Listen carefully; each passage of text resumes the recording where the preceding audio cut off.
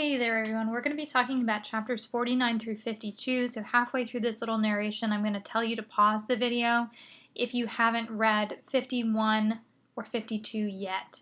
So yesterday you had 49 and 50 assigned, but let's go ahead and begin with one of the quotes that I picked out from 49. So 49, we do have the downfall of Monsieur Morcerf, and Albert seems to be taking it rather poorly. One of the big quotes in this chapter is on page 364, about halfway down. "Silence," said Albert. "No, you weren't directly responsible for the disaster that occurred yesterday, but it was you who hypocritically provoked it. Where did the revelation come from?" Important there, he's talking to Danglars, but eventually, remember, his blame is going to shift from Danglars. Here we have kind of a regression of Albert's character. He's become more manly over time, but at this point now, he's sort of reverting back to what he was previously at the beginning, volatile, emotional, with a disregard for others, I guess. All right, and that anger leads into the quote I'm pulling from chapter 50. Albert stood silent for a moment, looking at his mother. His expression showed that his resolution to take vengeance was weakening in his heart. Think about what that driving catalyst is for him to want to take revenge, but what is it here that weakens it? There's something really particular in this chapter, and I am going to have you take a look at it. It's on page 368, at the very top. But it's really important to look at the characters that are included in that scene in that moment to understand why this sort of momentary shift of character is occurring and happening. I'd also really like you to take a look at Monte Cristo's reaction on pages 371 to 372 and the way that he responds to this rage that Albert has. Some of his lines there are going to be important, and those will be included in some of the questions as well. So 371 to 372, really good spot to look at for Monte Cristo's reaction. There's some confusing terminology here as well at the end of chapter 50, starting on page 374, and they're talking about like duel language. Now, I don't know how familiar you are with old-timey duels, pistols at dawn type of stuff, but Monte Cristo is asking Maximilian Morel to be his second in that case, and basically what that means is like a backup or someone who's on your side in case something goes wrong or goes awry. But it's important here that he's asking Maximilian Morel because, of course, think about the implication of that and who he's constantly and consistently had on his side throughout the course of this. Not the Morcerfs, because Mercedes has wronged him according to him, and Fernandez wronged him, and Albert, he's been more nice to him. But that second... that reference to a second just sort of means like second in command, the person who's going to back up Monte Cristo during the duel. Just some other little things about duels as well. I mean, once, especially in the society, that issuing of a duel is really important. Once that challenge has been issued, you can't back down from it, or you seem dishonorable or cowardly and you're marked for the rest of your life.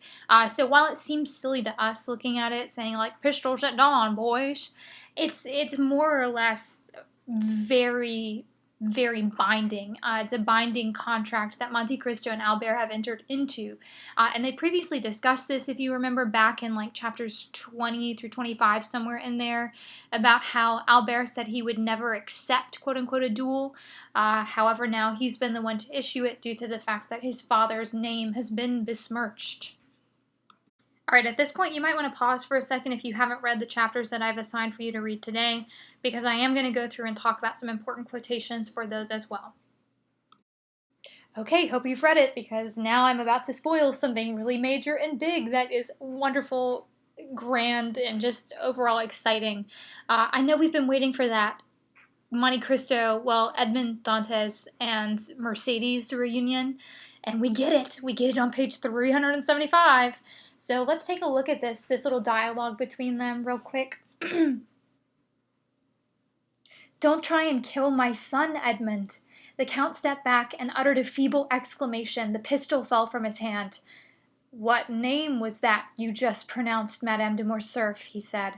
"Yours," she cried, throwing back her veil. "Your real name, which I alone remember. Edmond, this isn't Madame de Morcerf who has come to visit you. It's Mercedes. Mercedes is dead, madam, and I no longer know anyone by that name. Mercedes is still alive, and she wants the only one who recognized you when she saw you. Since then, she's been watching you and dreading you, and she had no need to seek to discover the hand that struck down Monsieur de Morcerf. You mean Fernand, don't you, madam? Said Monte Cristo with bitter irony. Since we're reminding each other of our names, let's remember all of them.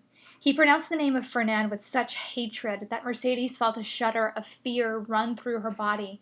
I can see I wasn't mistaken, she said, that I was right to say to you, spare my son's life. Oh, man, that's some juicy stuff right there. Now, we talked about the metaphorical death of Edmond Dantes, right? And at this point, I mean, he is metaphorically dead. He's not even acknowledging that name that she's spoken to him, nor is he really acknowledging her name. He's calling her by her new name, which means what?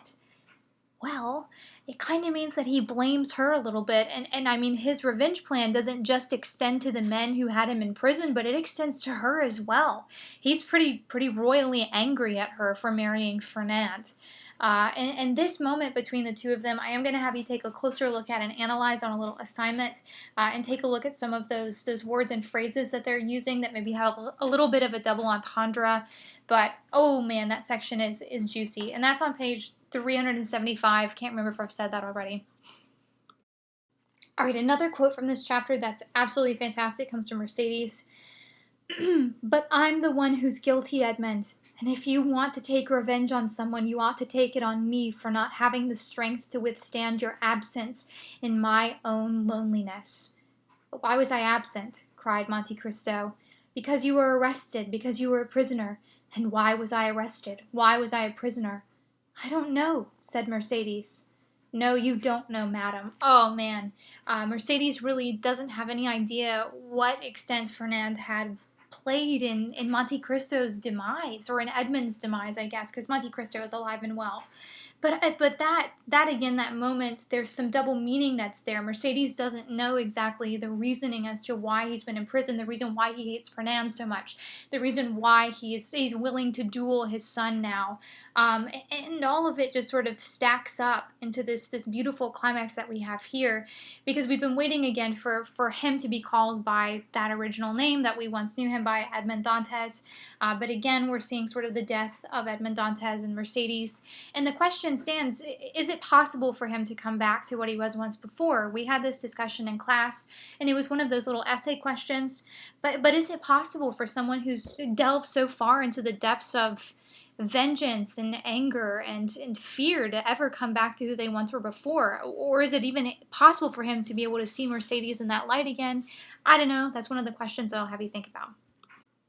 And again, for chapter 51, big shift in character, page 378. I'm not going to say anything more about it. I want you to look at it. All right, and for chapter 52, I do want you to take a look at Albert's apology at the bottom of 384.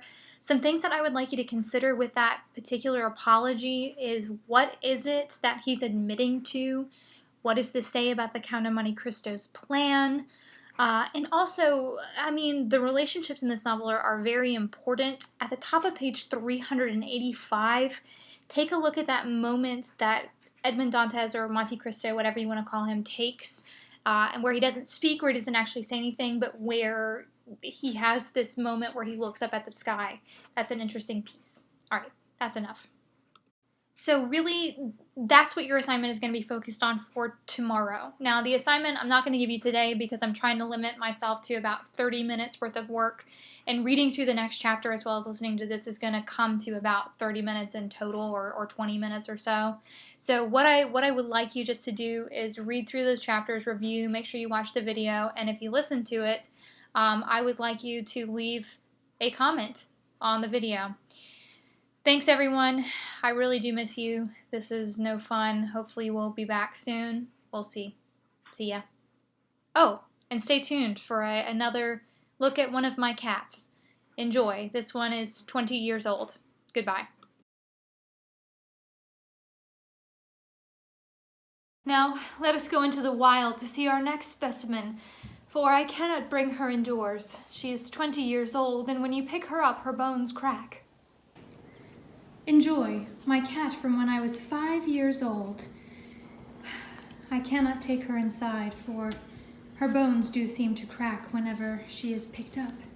But isn't she beautiful? Quite the specimen.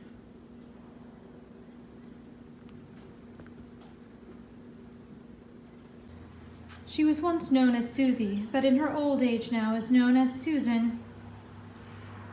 What a beautiful, beautiful woman.